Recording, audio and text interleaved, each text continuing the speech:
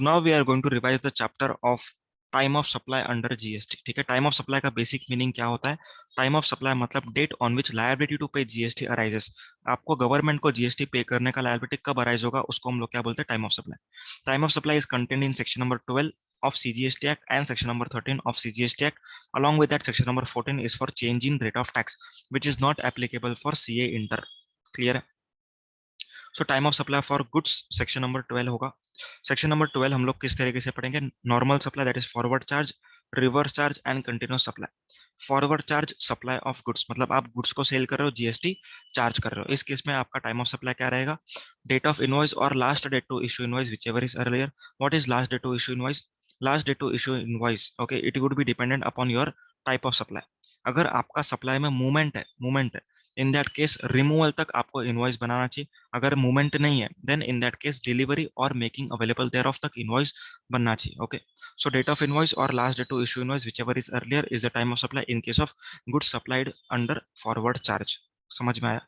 Okay, अगर आपने goods को सेल किया है on sale on approval basis, तो provision remain same, date of invoice और last date to issue invoice, whichever is earlier.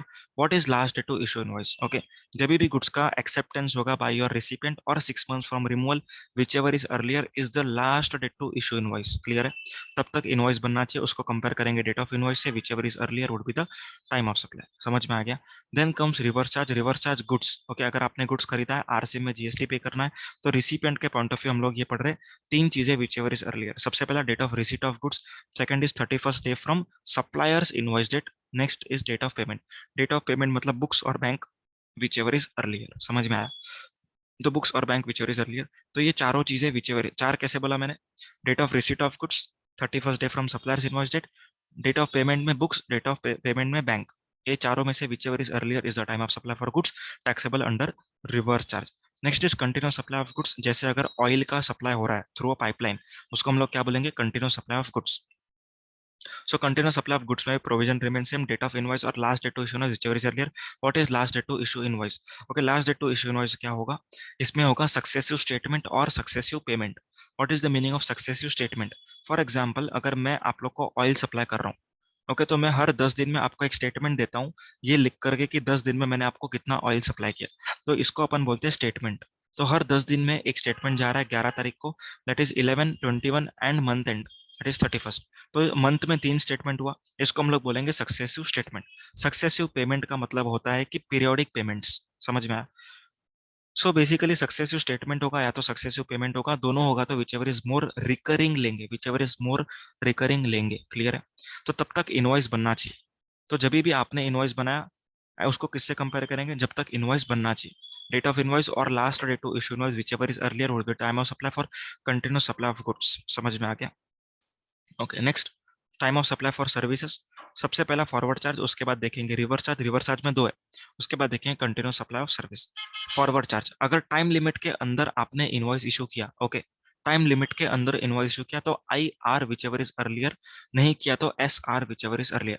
I stands for date of invoice, R stands for receipt of payment. Okay, and अगर time limit में issue नहीं किया तो S R whichever is earlier, S मतलब service completion date और R मतलब same receipt of payment date. Receipt of payment date मतलब books और bank whichever is earlier. Okay, वापस से एक बार बता रहा हूँ, forward charge, time of supply for service, time limit में इशू किया इनवॉइस तो I R whichever is earlier, नहीं किया तो S R whichever is earlier. What is the time limit to issue invoice? Normally it is 30 days from completion of service, लेकिन अगर bank, NBFC, insurance companies है, then in that case it is 45 days। आया समझ में? Next is reverse charge. अगर आपने import of service किया from your associate enterprises located outside India, तो in that case as per ICAI, ध्यान से सुनना, as per ICAI date of payment is the time of supply, that is books और bank whichever is earlier. तो यहाँ पर जो लिखा हुआ है ये मैं नहीं बता रहा हूँ, okay, as per ICI ICMI जो है वो मैं बता रहा हूँ। क्या है? Date of payment, that is books और bank whichever is earlier is the time of supply. Other 16 service that is GTA, director वगैरह वगैरह। सो इन दैट केस क्या हो जाएगा? 61st day from suppliers invoice date और date of payment. Date of payment मतलब books और bank whichever is earlier. देखिए, books हम लोग किसका देखेंगे? ओके, फॉरवर्ड चार्ज के केस में हमेशा सप्लायर्स का बुक देखना है। क्यों? क्योंकि सप्लायर को जीएसटी पे करना है। रिवर्स चार्ज में किसका बुक देखना है? रिसिपेंट का बुक देखना है, क्योंकि रिसिपेंट को जीएसटी पे करना है। Okay, next is continuous supply of service. Continuous supply of service में अगर इनवॉइस टाइम लिमिट में इशू किया तो अगेन आई आर अर्लियर, अगर नहीं किया तो S R whichever is earlier. यहाँ पर एस को हम लोग क्या इंटरप्रेट करेंगे, last date to issue invoice. Okay, यहाँ पर जब एस बोलेंगे तो एस को हम लोग क्या इंटरप्रेट करेंगे, last date to issue invoice. समझ में आया? What is the time limit to issue invoice? Time limit to issue invoice is dependent upon the payment terms. Okay, अगर payment terms are identifiable in the contract ascertainable, तो due date of payment तक invoice बनाना चाहिए। अगर payment terms contract में नहीं है तो जब भी आपको एक्चुअल पेमेंट मिलेगा तब तक आपको इनवॉइस बनाना चाहिए। और अगर payment is link to completion of event, 20% कम हुआ 20% पैसा मिलेगा, ऐसा ट्रांजेक्शन है। Okay, so in that case क्या हो जाएगा, इन दैट केस जब भी 20% कम हुआ तब 20% का इनवॉइस बनाना चाहिए। क्लियर है? तो इतने टाइम लिमिट में क्या होना चाहिए, इनवॉइस बनना चाहिए। अगर बन गया तो I are whichever is earlier is the time of supply, नहीं बना तो जो भी डेट्स हमने डिटरमाइन की अभी, ये डेट्स और date of payment whichever is earlier would be the time of supply. Clear है? उसके बाद कुछ कॉमन प्रोविजंस देखेंगे।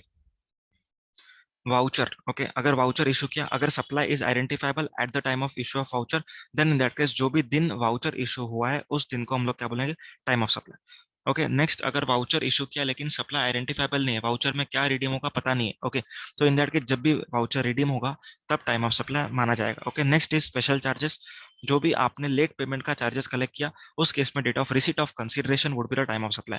रेसिडुअल कैटेगरी, ओके, अगर रिवर्स चार्ज मैकेनिज्म का टाइम ऑफ सप्लाई आपको नहीं समझ में आ रहा है as per the provision, then in that case क्या हो जाएगा, जब भी रिसिपेंट अपने बुक्स में वो सप्लाई दिखाएगा, ओके, तब उसको हम लोग क्या बोलेंगे, टाइम ऑफ सप्लाई बोलेंगे।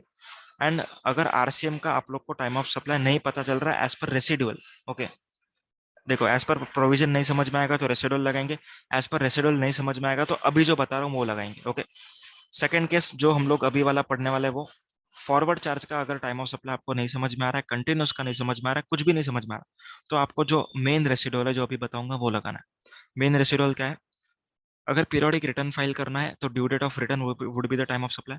अगर पीरियोडिक रिटर्न फाइल नहीं करना है तो फिर date of payment of tax would be the time of supply. समझ में आ गया? नेक्स्ट अमेंडमेंट था एक 2 साल पहले, टीडीआर एफएसआई के केस में क्या टाइम ऑफ सप्लाई होगा? आंसर इज वेरी सिंपल, जो भी date of issuance of CC और first occupation whichever is earlier होगा that would be the time of supply. Section number 14 not applicable for CA inter change in rate of tax. Okay, सबसे पहली बात, this section is notwithstanding anything contain in section number 12 and 13। तो जब भी change in rate of tax होगा तब section 12 and 13 नहीं लगेगा, सिर्फ सेक्शन नंबर 14 लगेगा। आया समझ में? तो सेक्शन नंबर 14 एकदम सिंपल है, एकदम सिंपल है।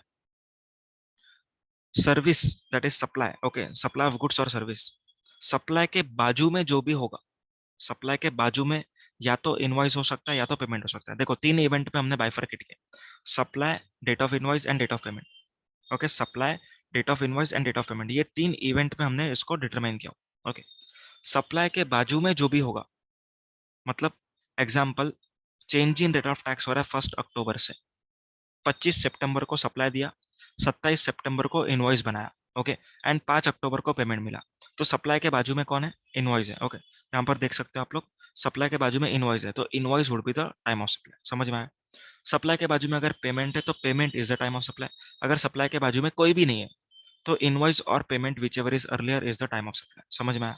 सेम, अगर चेंजिंग रेट के बाद सर्विस दिया या फिर गुड्स बेचा तो यहाँ पर भी सेम प्रोविजन, अगर सर्विस के या फिर गुड्स के बाजू में, सप्लाई के बाजू में इनवॉइस है तो invoice is the time of supply, supply के बाजू में पेमेंट है तो payment is the time of supply, supply के बाजू में कोई नहीं है तो इनवॉइस और payment whichever is earlier is the time of supply. Clear? Supply का डेट क्वेश्चन में दिया रहेगा, इनवॉइस का डेट क्वेश्चन में दिया रहेगा, पेमेंट का डेट आप लोग को डिटरमाइन करना पड़ेगा। कैसे डिटरमाइन करेंगे? अगर change in rate of tax से 4 दिन के अंदर अंदर आपके बैंक में पैसा आ गया तो बुक्स और bank which ever is earlier would be your P. Clear? अगर 4 दिन के अंदर अंदर पैसा नहीं आया, ओके, बैंक में 4 दिन कहाँ से, change in rate of tax से, अगर 4 दिन में आपको बैंक में पैसा नहीं आया तो जो भी दिन आपको बैंक में पैसा आया that date would be your P. इस तरीके से आपको पी डिटरमाइन करना है, इस तरीके से आपको अलोकेट करना है कि सप्लाई कहाँ पर है, इनवॉइस किधर है, पेमेंट किधर है, उसके हिसाब से आपको टाइम ऑफ सप्लाई डिटरमाइन करना है। Okay, that's it with time of supply.